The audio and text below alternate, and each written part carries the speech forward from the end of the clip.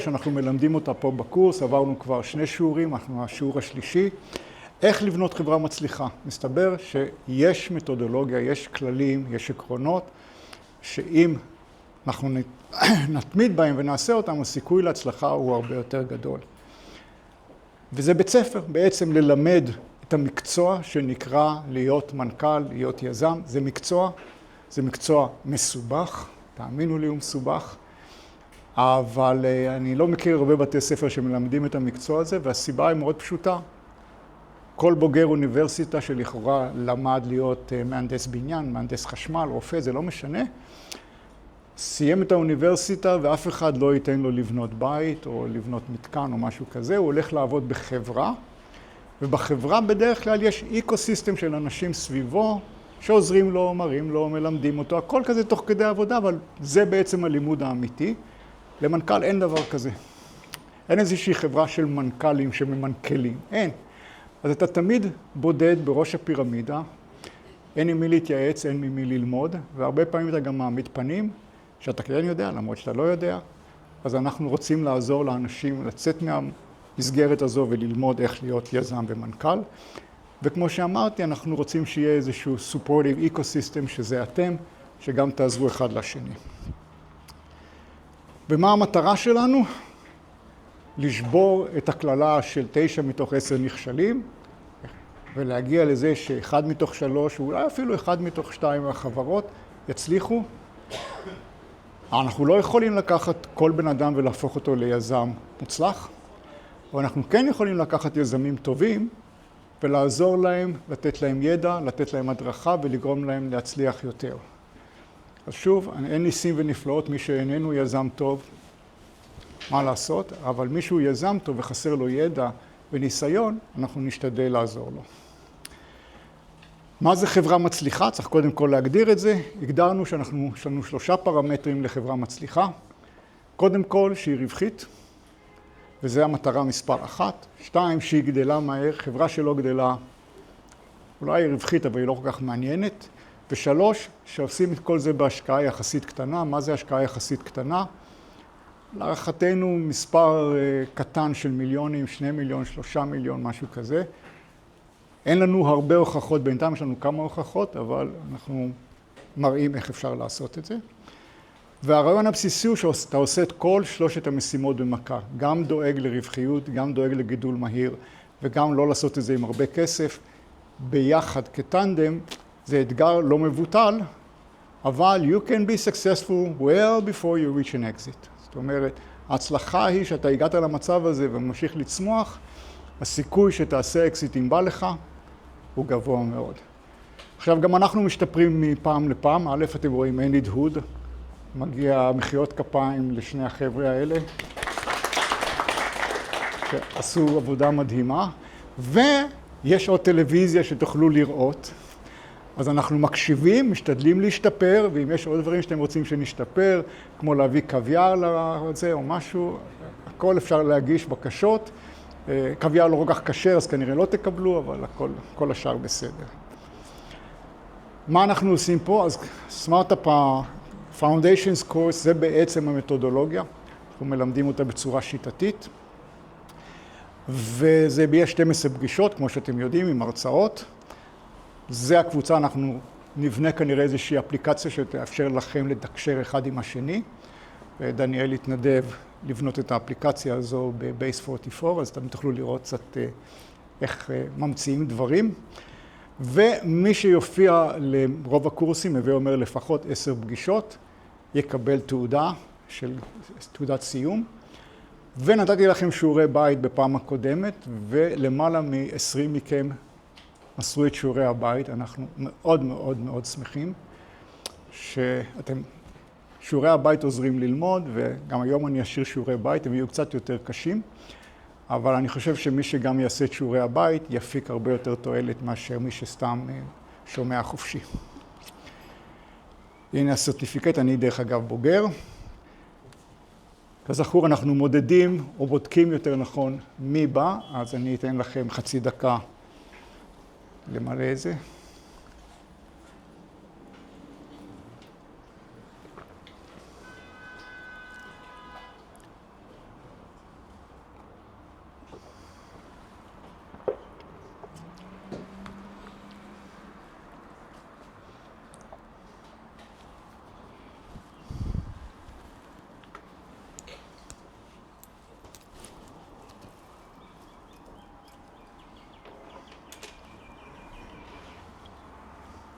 אוקיי, ועכשיו עוד אחד, לא, סליחה. רגע, אני מתברבר.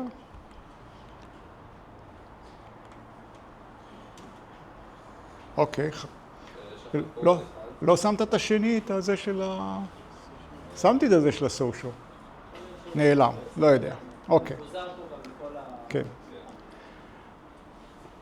מי שבוגר של הקורס ועמד בקריטריונים מסוימים שלנו אחרי רעיונות, אנחנו גם מציעים workshops. workshop זה קבוצה קטנה של, האחרון היה בערך 9 חברות. זה בין 9 ל-12 פגישות, ואנחנו, האמת היא שאנחנו מאוד מוקסמים מהתוצאות שהיו לוורקשופ האחרון. יש פה כמה בוגרים. שלום דניאל, שהשאיר אותנו בהלם גמור עם הלקחים שהוא לקח מהסדנה ומה הוא בונה איתה. זה פשוט היה מדהים לראות. יש עוד כמה בוגרים, זה באמת היה הצלחה גדולה, אנחנו מקווים שגם הסיבוב הבא יהיה באותה רמת הצלחה. והשלב האחרון זה רזידנסי, כי בסופו של דבר לא בונים חברה בכמה הרצאות, לוקח הרבה זמן לבנות חברה, יש הרבה אתגרים בדרך. אז אנחנו גם, יש לנו רזידנסי, שבו חברה בעצם הופכת להיות חלק מהאקוסיסטם פה, אנחנו יושבים איתם ועובדים איתם, פחות או יותר ברמה שבועית או דו-שבועית, ועוזרים בכל מה שאפשר לעזור. אנחנו כרגע גם בשלב הרחבות של לתת כלים, יותר נכון אנשים שיעזרו. יש לנו כרגע בן אדם שמתמחה בתחום ה-AI, כי אני מעריך ש-AI יהיה קריטי כמעט לכל חברה. אז אנחנו רוצים שיהיה לנו ידע מקומי שאפשר לעזור לכם. כמובן בתחום המשפטי, בתחום של CFO, של פיננסים. אנחנו מגייסים גם עורכת דין שתשב פה ותוכל לעזור בדברים הללו. זאת אומרת, כל הדברים שבעצם הם די סטנדרטיים בכל חברה ואפשר לעשות אותם ביעילות, אנחנו נשתדל לעזור לכם. זה הצוות. איילה יושבת שם, ליבי מסתובבת. איפה ליבי? לא יודע. ליבי פה, הנה, ליבי ומאחוריה דניאל, וזה מתיאס, ויאיר יושב שם, עומד שמה. יאיר, כמו שאמרתי גם כן, הוא האקזקטיב ריקרוטר שלנו, אז גם זה בשביל לעזור לחברות לגייס אנשים. בקיצור, אנחנו מאוד מנסים לאפיין מה אפשר לעזור לכם ביעילות, כך שבעלות יחסית נמוכה בשבילכם, אתם מקבלים את מה שאתם צריכים בשביל לבנות חברה מצליחה. לי כמובן קוראים יונתן. אוקיי, אז מה למדנו בשיעור האחרון? רוב החברות נכשלות. עכשיו, למה הן נכשלות? כי הן עובדות במה שנקרא מסגרת מסורתית. קודם כל הולכים לפתח את המוצר, מגייסים אנשים, מגייסים צוות, זה לסחוב את זה על הגב עם כל המשכורות וכדומה. מחירות זה דבר מסובך, ואז מה קורה? אם אתם לא עומדים במחירות ונגמר הכסף, סוגרים את החברה. אני עושה את זה בזריזות, כי זה רק חזרה על הפעם הקודמת והפתיח למסגרת הזו. ואנחנו ממליצים להפוך את הסדר. זאת אומרת, במקום להתחיל בבניית המוצר, בואו תתחילו בלבנות את תהליך המחירות. Okay? ולמה זה הרבה יותר הגיוני? כי כאשר אין לך את אותו שק קמח נוראי על הגב, הרבה יותר קל לבחון דברים, לנסות אותם ולגדול איתם. עכשיו, המלצנו פעם הקודמת, וזה גם היו שיעורי הבית, לעשות קמפיינים, פשוט להתחיל לבדוק את הרעיונות שלכם בעזרת קמפיין, ויש לזה 5 תובנות שנובעות מזה. 1, אתה מוודא שבכלל יש שוק למוצר שלך, של מה שאתה רוצה לבנות, ויש פה 2 מונחים שהם highlighted, ועליהם אנחנו נדבר הרבה היום. אתה רוצה לבדוק איזה market segment, איזה מקטעים מהשוק מגיבים אליך, ולמה? value message זאת אומרת, מה גרם להם להגיב? לב העניין כאשר בונים חברה. ועל זה אנחנו נדבר היום. חוץ מזה, ברגע שאתה מבין את שני אלה, אתה יכול לבנות את המוצר הנכון או את השירות הנכון. יש לך הרבה יותר זמן, כי התחלת במקום הזה כשעוד לא עולה לך גרוש, אתה עוד מסתובב עם הרעיונות שלך, אז יש לך הרבה יותר זמן לבנות את הדברים ולעשות שגיאות. וכמובן, כאשר המוצר מוכן, אתה כבר יודע בדיוק איך למכור אותו, או לפחות חושב שאתה יודע איך למכור אותו. אוקיי, עכשיו אנחנו מגיעים לתוכן של הפגישה הזו. אתה בונה חברה, בעצם החברה נבנית סביב איזשהו ביזנס מודל. נכון? ומה זה הביזנס מודל? נורא פשוט. איך החברה שלי תעשה כסף? עד כמה שזה יישמע מגוחך, הרבה מהיזמים שאנחנו מדברים איתם, השאלה הזו, איך אני הולך לעשות כסף, לא נראית להם חשובה. זאת אומרת, המטרה היחידה להקים חברה, זה לעשות כסף. אם אתה רוצה לפתח טכנולוגיה, יש אוניברסיטאות, מכוני מחקר, יש מלא מקומות לעשות את שאר הדברים, אבל כשאתה מקים חברה, מגייס אנשים, מגייס כסף, המטרה היחידה היא לייצר כסף. דרך אגב, להפסיד כסף נורא קל, לא צריך שזה חברה, אפשר לעשות את זה גם בבית וגם בחברה. אבל אם אתה רוצה להקים חברה שנשארת, צריך להבין איך אני הולך לעשות כסף. עכשיו, זה לא פשוט, כי בשביל לעשות כסף צריך להביא הרבה מאוד לקוחות, לגרום להם להכניס את היד לכיס, לא הוצאתי כסף, אז אתם רואים, צריך להיכנס לנזית, ולצאת עם כסף ולתת לך אותו. וזה לא פשוט, זה קומבינציה מאוד מסובכת של מה המוצר או השירות, ה-customer, ה-pricing, packaging, אנחנו נגיע להרבה מהדברים האלה פה עכשיו, ותראו שזה בעצם ריקוד מאוד עדין, שצריך להבין איך עושים אותו.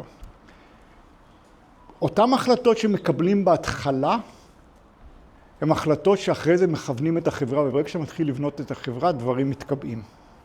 ואת זה צריך לזכור. זאת אומרת, כשחברה מתחילה ללכת בכיוון מסוים, ומגייסת אנשים מסוימים, ונותנת להם הוראות מסוימות, קשה אחרי זה לזוז מזה. לכן אנחנו אומרים, בוא תתחיל את הדברים, כשאתה עוד הכל לא ברור ומאוד נזיל, תתחיל עם עצמך, אולי שני אנשים, זהו, עד שאתה מתחיל להתגבש על הכיוונים האמיתיים. וחוץ מזה, ביזנס מודל זה בדרך כלל תהליך איטרטיבי. אתה מנסה משהו, רואה שזה עובד, מנסה משהו, רואה אם זה עובד או לא עובד. כי קשה מאוד לצפות מה הולך לקרות, אין ברירה, חייבים לנסות ולראות את זה. אבל בלי מוצר, איך אתה עושה איטרציות כאלו? תכף נדבר. עכשיו, אתם שומעים הרבה פעמים על חברה עשתה פיבוט, וזה נשמע כאילו זה היה הדבר הכי טוב עלי אדמות, זה הדבר הכי נורא עלי אדמות. מה זה פיבוט? פיבוט אומר, השקעתי 5 מיליון דולר בלעשות משהו, אני לוקח את כל זה, זורק לזבל, 5 מיליון דולר, יש פה וילות מאוד מאוד יפות ברעננה ב5 מיליון דולר, חבל נורא לזרוק אותם לזבל, ומתחילים מחדש, זה פיבוט. אז אני לקחתי שוב את התמונה, אתם לא רוצים לעשות פיבוט כשיש לכם שק קמח גדול על הגב. תעשו את הפיבוט כשזה אתה והשותף שלך, או אתה ואשתך, או אתה ועצמך, בודקים כל מיני רעיונות, בודקים כל מיני דברים, ורואים מה עובד, מה לא עובד וכן הלאה. עכשיו, איך אתה יודע מה זה לבנות את הביזנס מודל שלך? אז יש מלא שאלות שצריכים לענות עליהן.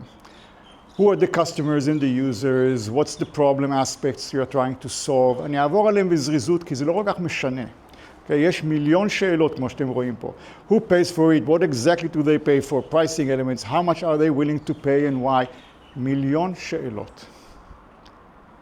ואת השאלות הללו לאורך הזמן אתה חייב לענות עליהן, כי אתה לא יכול לצאת לשוק בלי שאתה עונה על השאלות הללו. אז לכן צריך לזכור, בשביל לבנות מודל עסקי, אתה צריך לענות על הרבה מאוד שאלות. אוקיי. עכשיו, לא אני המצאתי הכל, ברוך השם יש הרבה אנשים חכמים בעולם, אז אני רוצה לדבר כרגע על אדם אחד שאני מאוד מעריך את העבודה שלו, קלייטון קריסטנסן.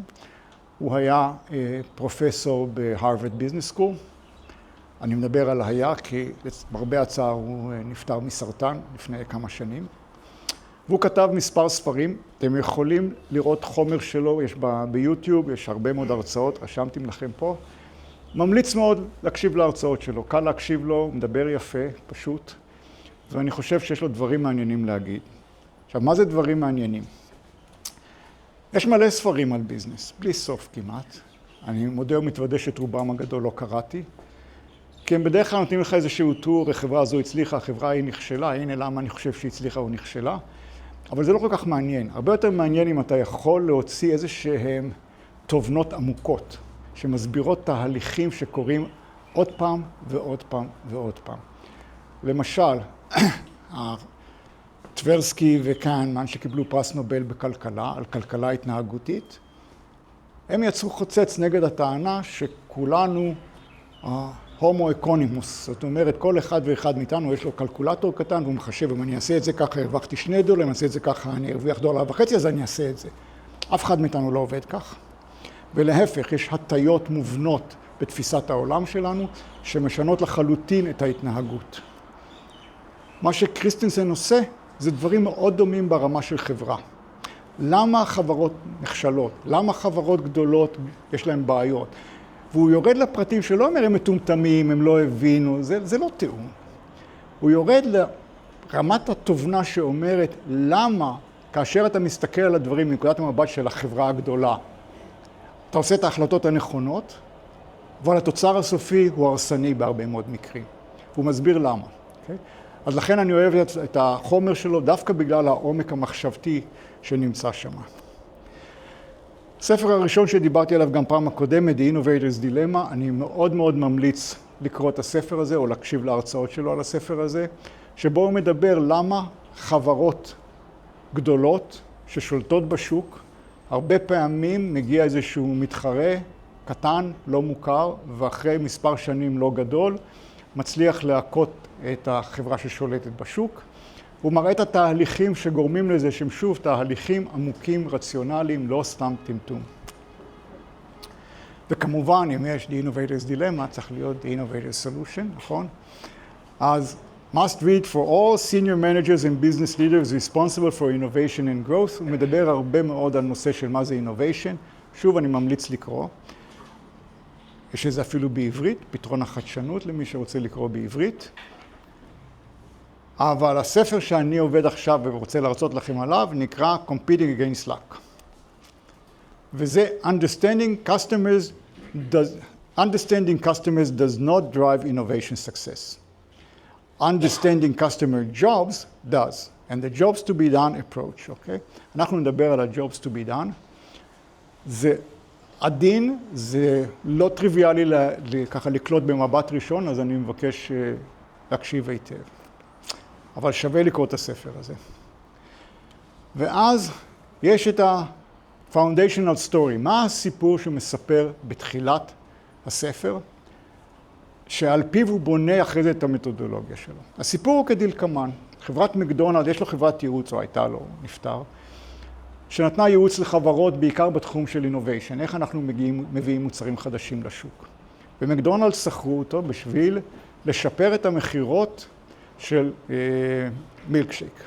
יש להם מילקשייק בחנויות שהם מוכרים, והמחירות הן בסדר, אבל הם לא מצליחים להגדיל את המחירות. עושים מבצעים וזה, שום דבר לא מזיז את המחירות. סוחרים אותם, אומרים להם, בואו תסבירו לנו מה אנחנו צריכים לעשות בשביל להגדיל את המחירות. דבר ראשון שהם עושים, הם אומרים, אוקיי, אנחנו נשב ונראה מה עושים הלקוחות. מתיישבים להם בכמה מקדונלדס ומתחילים לצפות. מסתכלים מי הלקוחות שקונים את המילקשייק ולמה הם קונים את זה. אחרי כמה ימים הם שמים לב לתופעה מעניינת. שהמילקשייק נמכר בכזה פעמיים ביום, יש לו פתאום קפיצה במחירות. פעם ראשונה זה בשעות הבוקר.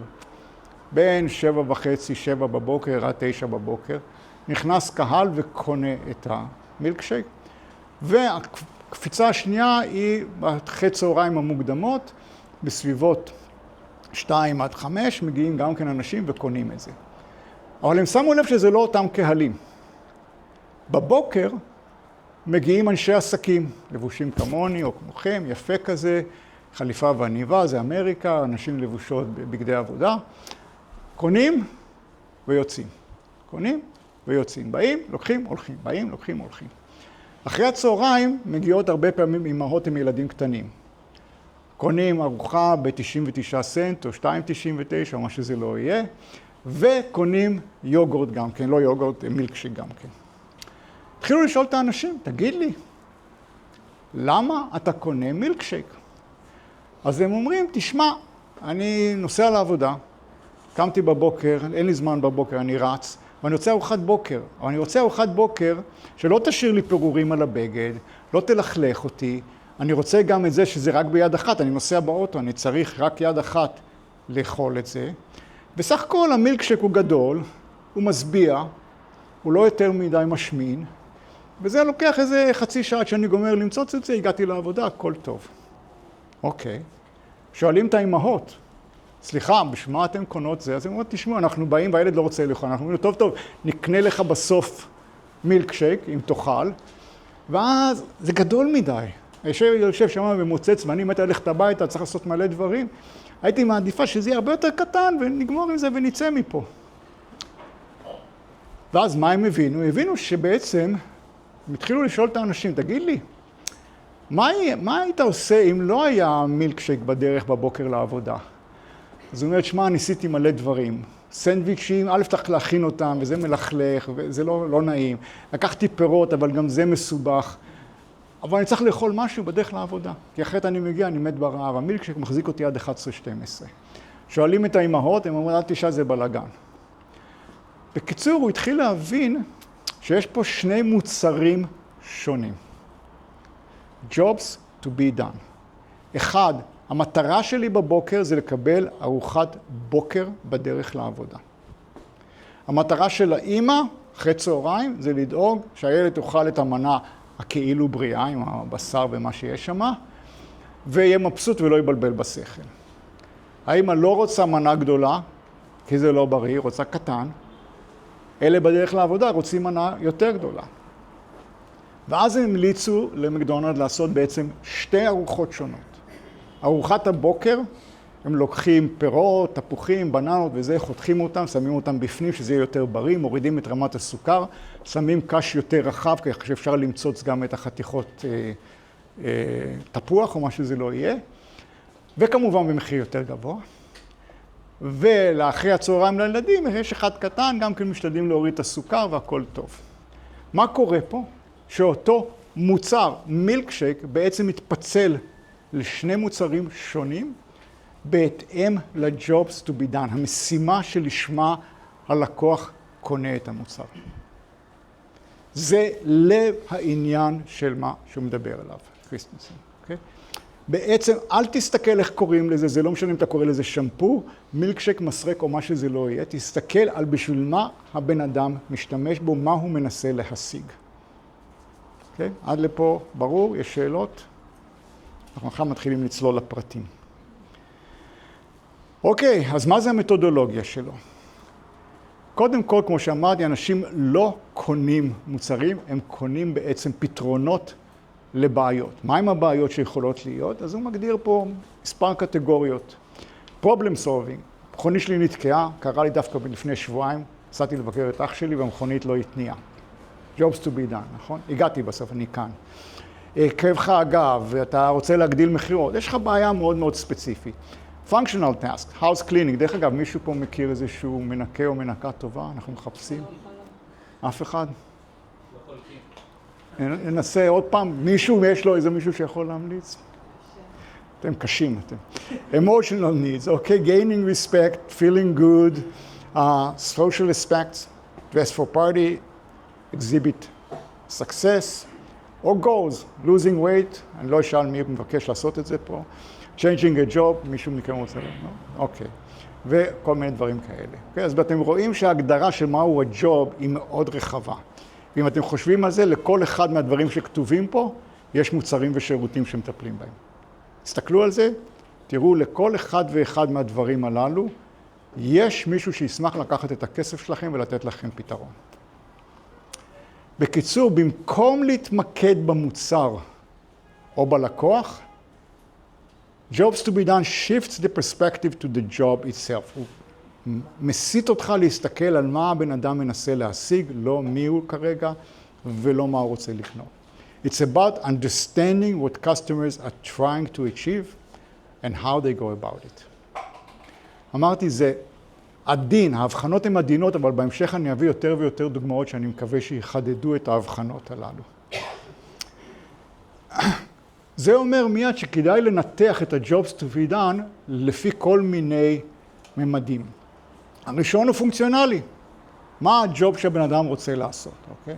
אי אפשר להתעלם מהנקודה הזו. אז קודם כל יש את ההגדרה הפונקציונלית שאומרת מה אני רוצה לעשות בכלל. ההגדרה השנייה היא מתי אני רוצה לעשות את זה, באיזה הקשר מתעורר לי הצורך לבצע משהו.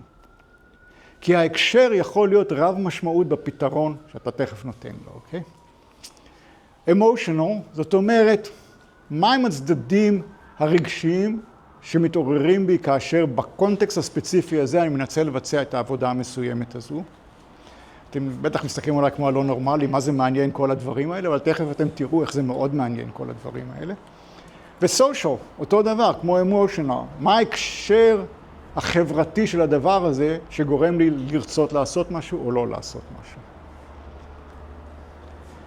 אז בואו ניקח דוגמה הכי פשוטה, בגדים, אוקיי? מה יכול להיות יותר פשוט מבגדים?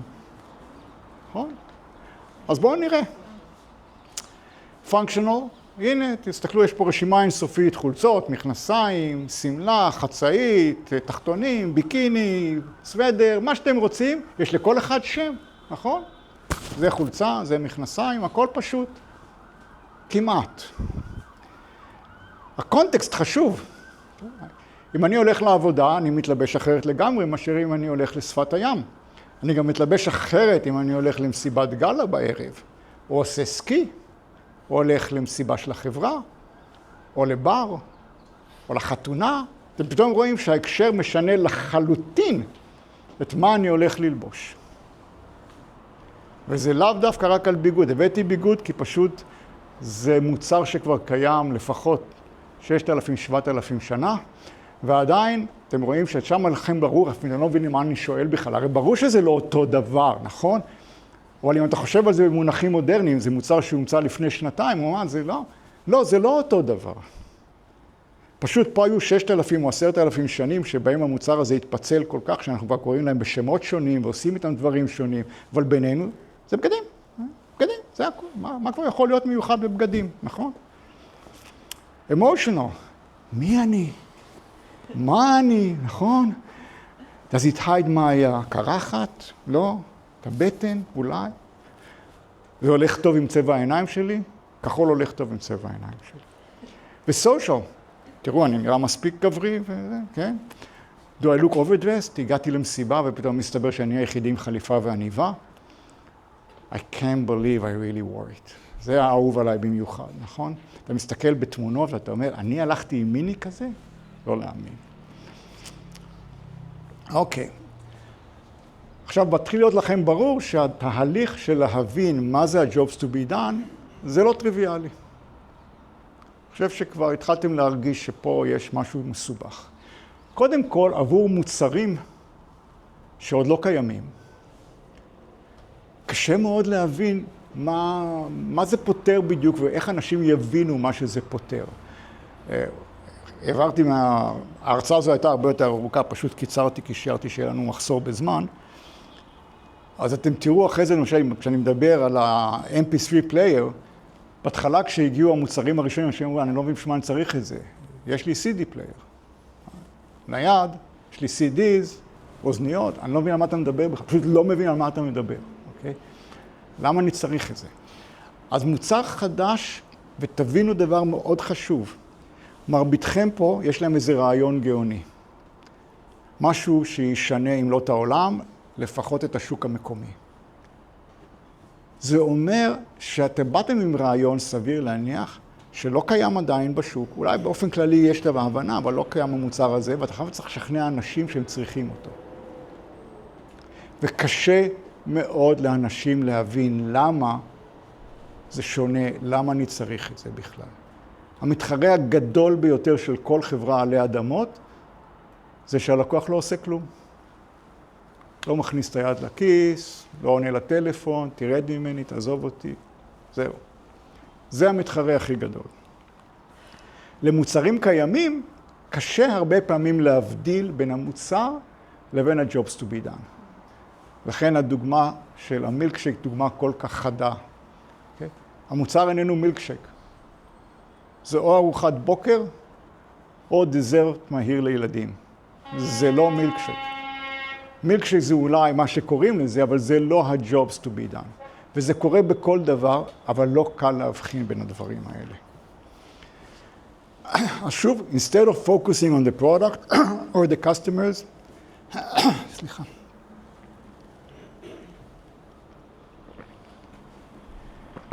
It's about understanding what customers are trying to achieve and how they go about it. אז איך אנחנו יודעים מה לעשות? אז קודם כל, אל תשאל אף פעם על המוצר שיש לך. תגיד לי, מה אתה אומר על הדבר הזה? זה אחת הטעויות שכולנו עושים, כמעט כולנו. הבעיה עם הדבר הזה זה שמרבית אלה שעונים לך, אלה הם כן הם ישראלים. אם הם ישראלים, הם יגידו לך שזה מטומטם. אבל אם הם לא ישראלים, אז הם מנומסים, אומרים, וואו, it's really interesting, yeah, wonderful. Would you buy it? Yeah, there's a good chance I would buy it. What's your name again? I forgot about it. כן, אבל כולם מנומסים.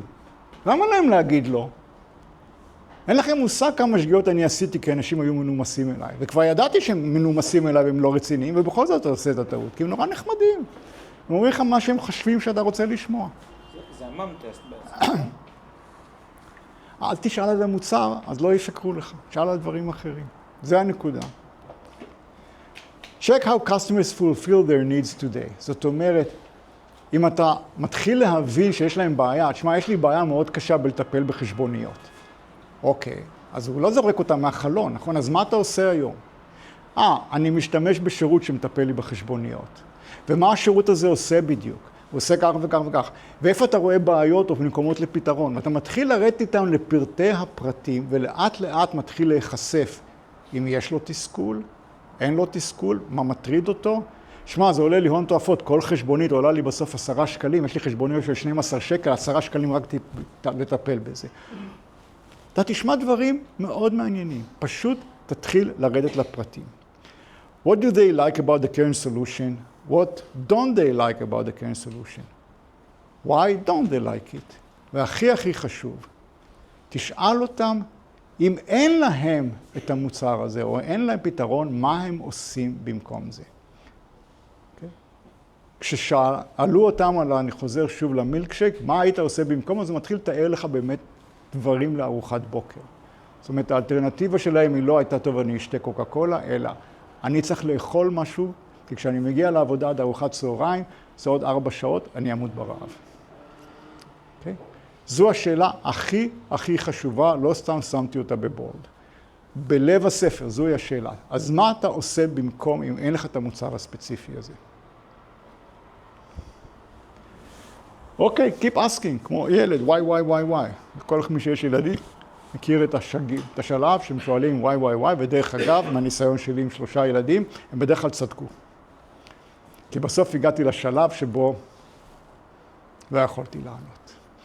אז ילדים הם עם מאוד מאוד חכם, תעקבו אחריהם. לך בריזנינג כל הזמן אחורה. למה זה יוצא לך יותר מדי יקר? פתאום אתה מתחיל להבין. למה זה נראה לך לא יעיל? אתה פתאום מתחיל להבין. זאת אומרת, כשאתה שואל כל פעם למה על מה שאתה אומר, דברים מתחילים להיחשף. וככל שאתם נחשפים יותר, זה מתחיל להיראות לך משהו פה לא מסתדר, משהו פה לא הגיוני. למה אתה עושה את זה אם אתה אומר שזה לא בסדר? למה אתה לא הולך לפה עם ככה? אתה תתחיל להבין פתאום את השכבות מתחת, שהן בעצם אלה השכבות שבסוף יגרמו לאותו משתמש לקנות או לא לקנות. אתה טוב שאתה מקנקן, אורי, כי זה מה שאני אומר לך כל הזמן, אוקיי? זה מרתון. כן, אנחנו נורא מתלהבים, כשהלקוח מתלהב ממשהו, אז הוא מתחיל לבקש ממך כל מיני דברים, ואתה נעלם על איזשהו ענף חסר משמעות, במקום להבין, אם אני רוצה לעשות מוצר, אני צריך משהו שיתאים למאות אלפי אנשים או לעשרות אלפי לקוחות. אני לא יכול לעשות מוצר שיתאים לך, אוקיי? זה לא יעבוד. ולך יש צרכים מיוחדים, לא משנה מה, יש לך צרכים מיוחדים. אז בשביל להגיע למכנים המשותפים, אתה צריך לרדת הרבה מאוד בשכבות מתחת בשביל להבין מהם הצרכים המשותפים שאותם אתה יכול לפתור. אותו דבר, ask the same questions, how they fulfill their needs, what do they like about it, וכן הלאה וכן הלאה. This is not a test with multiple questions, אוקיי? אל תעשה כזה שיסמנו לכם וי בכל מקום. אתם באמת צריכים לנהל שיחות ולהבין. זה לא תמיד טריוויאלי, אבל אם אתה שומר את זה בראש, מטרתך היא להבין למה לקוחות יקנו את הפתרון שלך או לא יקנו את הפתרון שלך, ומה צריך להיות בו או לא להיות בו, אתה צריך לדבר איתם. אתן לכם קצת דוגמאות בשביל שתתחילו לראות לאן כל המתודולוגיה הזו מובילה אותנו. Okay? אז הנה יש לנו השכרה של טלוויזיה. ברור לכם שבמחיר הזה, זה עולה באמזון בערך $450, והם רוצים $40, $32 לשבוע. למה שמישהו יזכור טלוויזיה? אוקיי? מישהו יכול להגיד לי למה שמישהו יזכור טלוויזיה? הוא שכר דירה ועכשיו הוא לא רוצה להעביר ולהתאסף לכל. אוקיי, הנה, שכר דירה, רוצה טלוויזיה מיד. עוד סיבות, כן. אירועים חד פעמיים, יפה. עוד סיבות. שהילדים לא ישגעו אותו, שהם רוצים לראות טלוויזיה. אז תקנה טלוויזיה. אבל לא, אבל אז הם ישגעו אותי כל יום. אני אשים להם. אתה אומר, זה יקר, תראו השבוע, כי אחרי זה הולך. אז התשובה היא, כמו שאתה אמרת, נכון, אירועים חד פעמיים, יש אפילו, וזה מתחיל להיות contextual, תזכרו, יש 4 ממדים, נכון? אחד מהממדים זה באיזה הקשר אנחנו צריכים את המוצר הזה. אז הנה ההקשר. נכון, אלה שהולכים לתערוכות, מגיעים לתערוכה, שוב, תחשבו במונחי אמריקה, כמעט תמיד בשביל ללכת לתערוכה אתה עולה על מטוס, טס לתערוכה, מציג שמה 2-3, עולה על מטוס, חוזר הביתה. כנ"ל לגבי פרודקט דמו טורס, בזמנו עשיתי די הרבה כאלה בארצות הברית. שוב, אתה נוסע לאיזשהו מקום, ואז אתה מתחיל לטייל ממקום למקום ולעשות הדגמה של המוצר שלך, ואתה צריך משהו, טלוויזיה, בשביל להדגים את הדברים, אתה לא תיקח אותה במטוס, נכון? אז מה עוד אתה צריך? ועכשיו אתם מתחילים להבין למה זה כל כך קריטי.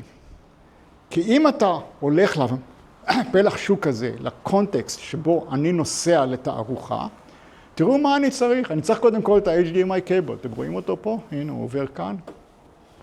אז אתה מגיע עם טלוויזיה ומישהו שכח לקחת את ה-HDMI cable ואתה עומד כמו מטומטם בתערוכה ויש לך טלוויזיה ומחשב ולא מדברים אחד עם השני, אתה נראה די אידיוט. ואז אתה רץ להגיד, איפה יש חנות הכי קרובה פה?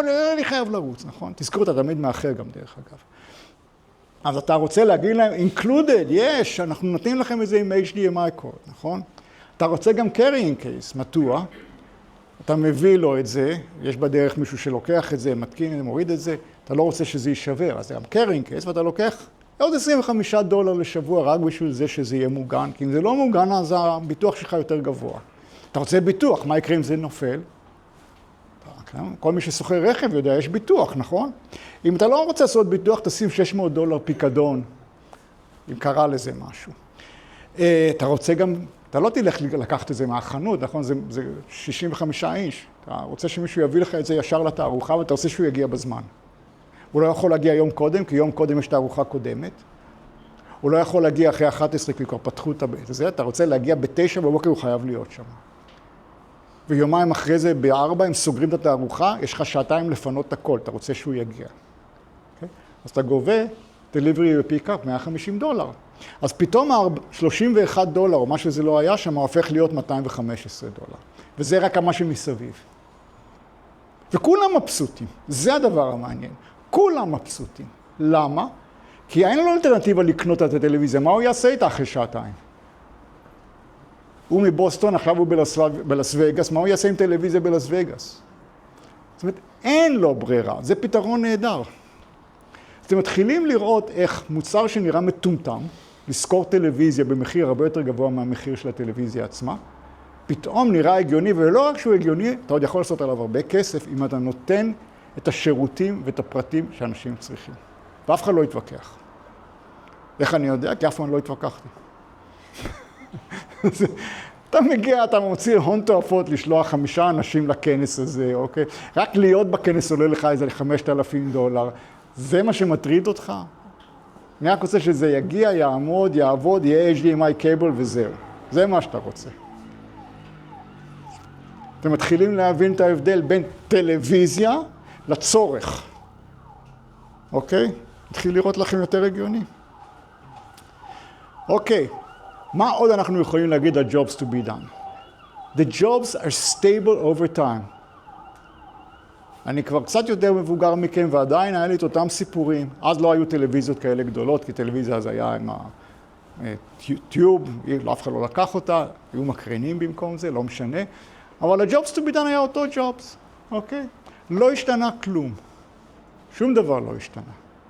זאת אומרת, הצורך נשאר כמעט תמיד אותו הצורך. לא תמיד, אבל כמעט תמיד. ולכן זה חשוב, כי אז המוצר לא מעניין כל כך. It's solution agnostic, זאת אומרת, אני צריך ללכת לתערוכה ולהציג, זה לא מעניין אותי אם זה מקרן, טלוויזיה, מה שזה לא יהיה, זה אותו צורך, הוא לא משתנה, ולכן אני solution agnostic. מחר בבוקר יהיה משהו עוד יותר טוב, טלוויזיה מתקפלת כזו, עדיין אני צריך אותה. Okay? Make the job the unit of analysis. כמו שראיתם פה, ברגע שאני מתחיל להבין את המשימה, תשימו לב מה עשיתי מהמוצר. אוקיי, הוא פתאום הפך להיות משהו אחר, תראו איזה מוצר מסובך. למה? כי אני מסתכל על המכלול. מתי הוא מגיע, מתי הוא צריך להוציא את זה, איך הוא ישתמש בזה, מה הסיכונים, כל הסיפור כולו פתאום מתחיל להיות הדבר שאני מסתכל עליו, לא על המוצר, הטלוויזיה לא מעניינת בכלל, תשימו לב, לא דיברתי על הטלוויזיה, בכלל לא. 65 אינץ', 80 אינץ', לא משנה כל כך, אוקיי? אז אתם רואים שהדברים האלה עושים הבדל עצום. Instead of a solution looking for a problem, focus on a problem looking for a solution. שמעתם את זה מיליון פעם? מתחילים להבין יותר לעומק. והמשפט האחרון פה הוא הכי חשוב. Many times the solution is a fairly simple product or a service or a combination. תסתכלו שוב על המוצר הקודם שהבאתי פה. אני לא נותן לך טלוויזיה רק. אני נותן לך מישהו שיביא אותה אליך בזמן הנכון, ארוזה כך שלא תישבר, ובזמן הנכון הוא יחכה לך בחוץ, אתה תוציא לו את המזה והוא ייקח את זה חזרה. יש שירות בפנים.